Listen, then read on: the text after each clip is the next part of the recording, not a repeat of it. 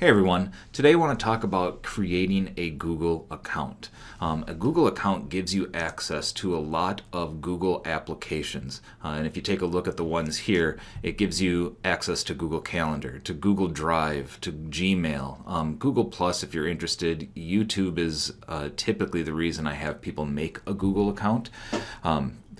One of the things that people often don't want is another email account, which is totally fine. And you don't necessarily have to create a Gmail account. So let's go over to the sign in and click on the create account. And I'm going to put in my first and last name. Right here, it says you can create one. If I want to create a new Gmail account, it's just finding one that works, and I just put in some numbers in there so that when I click next, and I'll put my password in. Whoops. That way when I click next, it will verify whether or not that account already exists. If I go back and want to change that and click next, it will probably tell me that this one is already taken. So it says the username is already taken. One of the options that you also have is to use a current email address. You could use the email address that you get from work or a Hotmail, a Yahoo, an AOL.com if you have an email address already, because it will give you access to everything except for Gmail. Personally, I just recommend creating a Gmail account even if you never use it. You can always have things that are sent to that Gmail account forwarded somewhere. That's something we can go through in a different video. I also want to point out that you probably, if you have an Android phone or an Android tablet, you already have a Google account.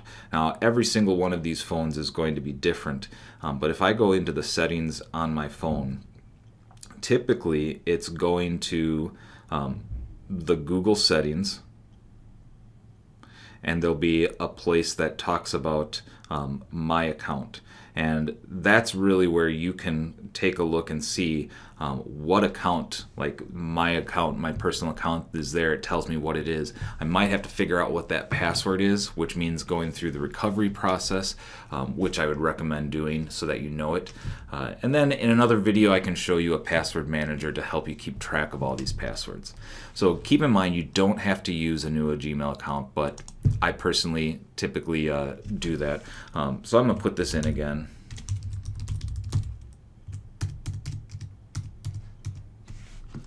Click next.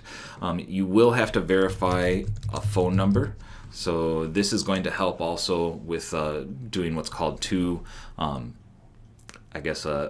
two-factor authentication if you want to make sure that when somebody logs into an account or into this account from somewhere else in the world or from some other computer, it will notify you. You'll get a text alert that says, hey, someone's logged into your account. If it was you, ignore this. If it's not, check out your stuff. So they just sent me a password or a verification code. And I'm going to click verify. And then filling out the date of birth, the gender, and then being able to go next, you'll get an agree screen. I'm not going to do any of those things right now because I don't want to create another account. But that is how you create a Google account. Once you have that done, you'll be able to go to google.com and actually be able to sign in. So one of the things you can also do is use that Google account to sign into Google Chrome. And what that allows you to do is to save all of your settings, all of your extensions and things, the bookmarks and whatnot for going from device to device. It also is great if you're sharing a computer with somebody that I can sign into my Google Chrome, and if someone else comes along, like my wife or a student or whatever, and they want to go into their Google Chrome, they can click there, be signed in. You'll notice the difference between these two. My main account has all of the bookmarks here. Here's a different person's account. It's my Google Apps for Education account, has a different set of bookmarks. If I go to my Gmail for this, it's a completely separate account. It'll have me log in than if I go to my Gmail over here. So I can be signed into two things at once. Not very common for people, but it's just another place where you can use your Google account. Once you're signed in with your Google account, you'll be able to go to places like googledrive.com, and you will be signed in with that same Google account, and you'll have all of your files and folders.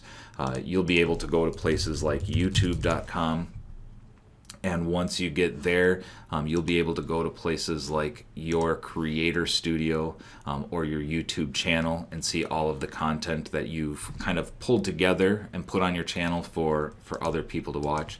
Other things like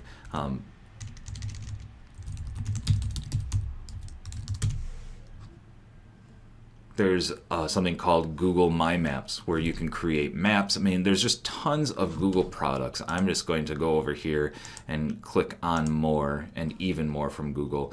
And you'll be able to kind of go through and look at all of the different things that are connected to your Google account.